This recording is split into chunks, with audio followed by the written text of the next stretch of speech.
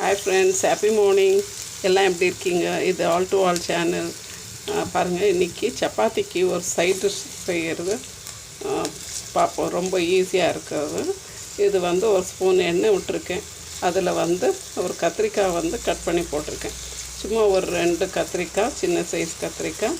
இதை பொடியாக கட் பண்ணி போட்டிருக்கேன். இது இந்த எண்ணெயிலே கொஞ்சம் வதங்கட்டும். பாருங்கள் ஃப்ரெண்ட்ஸ், நம்மளுடைய கத்திரிக்காய் வதங்கி வந்துட்டுருக்குது. அதோட கொஞ்சம் இடித்து வச்சு பூண்டு சேர்த்துக்கலாம்.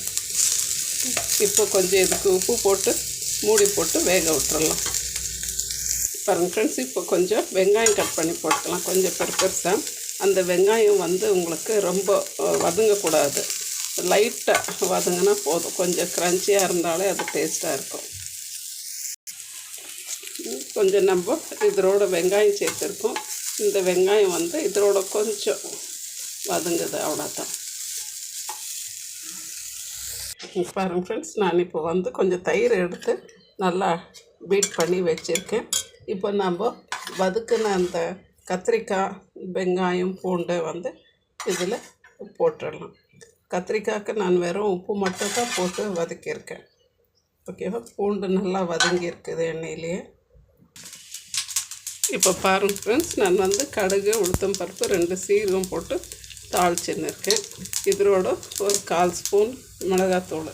நம்ம காரத்துக்கு எதுவும் போட்டில்லை, அதனால் இதில் கொஞ்சம் மிளகாத்தூள் போட்டுக்கோங்க.